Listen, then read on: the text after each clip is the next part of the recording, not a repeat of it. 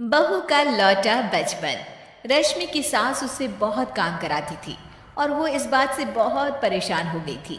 एक दिन रूल से नीचे गिर जाती है और उस सास कहती है, बहू, रसोई का काम खत्म हो जाए तो मेरे कमरे में आ जाना। कमरे की सफाई करनी है। ये कहकर सास वहां से चली जाती है। ये सासुआ भी ना एक के बाद एक काम देती ही जाती है, जैसे कि मैं कोई बोतल से निकली हुई जीन हूं। रश्मि अपनी सास के कमरे में जाती है और स्टूल पर चढ़कर अलमारी से सामान निकाल रही होती है। अरे बहू, संभाल कर, मेरा सामान तोड़ मत दियो। वाह, इन्हें अपनी बहू की कोई चिंता नहीं है, सामान की पड़ी है कि वो ना टूट जाए। अब तो इनका सामान तोड़ना ही पड़ेगा। रश्मि सामान हाथ में पकड़ लेती है और नाटक करने लगती है। सास ये देखकर घबरा जाती है। अरे बहू, मेरा सामान बचा कर कहीं गिर न जाए। हाँ मम्मी जी, नहीं गिराऊंगी आपका सामान। रश्मि का सच में बैलेंस बिगड़ जाता है। अरे, मेरा तो सच में बैलेंस बिगड़ रहा है। रश्मि स्टूल से नीचे गिर जाती है और उसका सर बेड से लग जाता है। रश्मि के सर में दर्द हो रहा होता है। वो बेहोश नहीं हुई होती है, लेकिन वो आंखें मूंद कर पड़ी रहती है। ये देखकर उसकी सास घबरा जाती है। अरे बहू, ठीक तो है ना? तू बोलती क्यों नहीं बहू? ये अच्छा मौका है, बेहोशी का नाटक कर लेती हूँ, काम से तो बच जाऊंगी। सास रश्मि को बेड पर लेटा देती है और अपने बेटे सूरज और डॉक्टर को फोन करती है। वे दोनों कुछ ही देर में घर आ जाते हैं। सर पर चोट आने की वजह से ये बेहोश हो गई है। मैं कुछ दवाइयाँ लिख कर देता हूँ, ये मंगा लीजिएगा। उफ, वो ठीक हो जाऊंगी तो फिर से काम करना पड़ेगा। क्या करूं? अरे हाँ, ऐसी तरकीब निकाली है जिससे काम भी नहीं करना पड़ेगा और मेरी प्यारी सासू माँ को भी सबक सिखाने का मौका मिल जाएगा। डॉक्टर चले जाते हैं और रश्मि होश में आती है। तब वो बच्ची बनकर याददाश्त खोने का नाटक करने लगती है।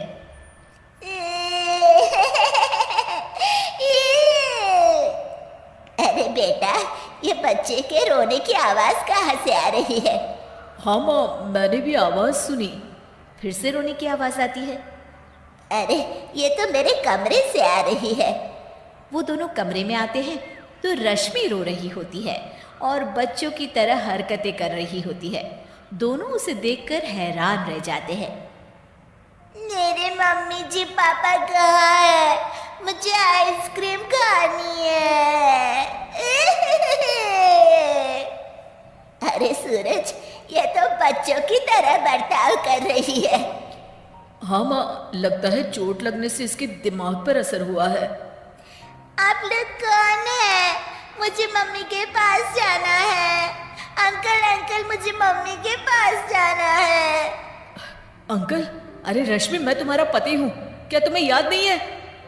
पति क्या होता है अंकल? और ये बूढ़ी आंटी कौन है? बूढ़ी आंटी?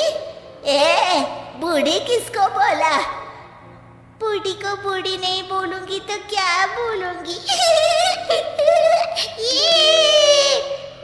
तुझे तो अभी बताती हूँ मैं। बूढ़ी आंटी, गंदी बूढ़ी आंटी, गंदी बूढ़ी आंटी। मैं कल ही डॉक्टर के पास लेकर जाता हूँ रश्मि को। अगले दिन सुबह रश्मि की सास सारा काम खुद करती है और ये देखकर रश्मि को बड़ा मजा आ रहा होता है। अरे वाह, इस नाटक में तो बड़ा ही मजा आ रहा है। चलो थोड़ी और सेवा करवाते हैं सासू माँ से।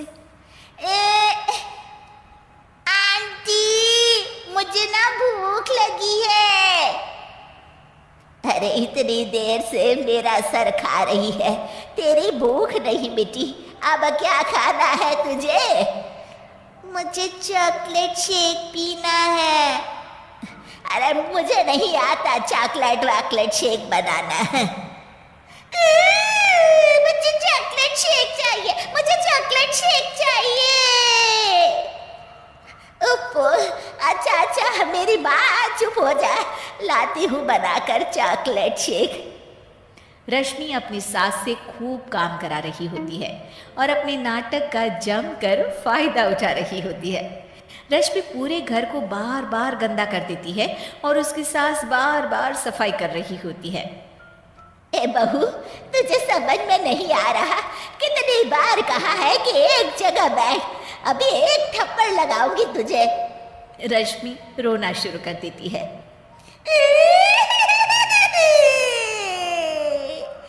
अरे अच्छा बाबा, माफ कर दे, मत रो। तुझे जो करना है कर, पर रो मत मेरी माँ। रश्मि अपनी सास की नाक में दम कर देती है। कुछ देर बाद सूरज फिर से डॉक्टर को लेकर आते हैं और डॉक्टर पूरी तरह रश्मि की जांच करता है। मुझे लगता है कि इनको हॉस्पिटल में ले जाकर स्कैन करना होगा, तभी कुछ पता चल पाएगा। बाप रे, मर गई। ये तो हॉस्पिटल ले जाने की बात करने लगे हैं। नहीं नहीं, मुझे हॉस्पिटल नहीं जाना।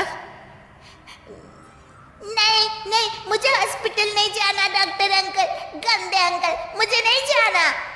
डॉक्टर तभी एक इंजेक्शन निकालते हैं और रश्मि को लगाने जा रहे होते हैं।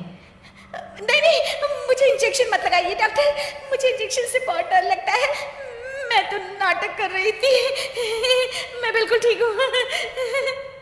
डॉक्टर और रश्मि की सास और पति एकदम दंग रह जाते हैं और रश्मि के इस नाटक का हो जाता है दी एंड।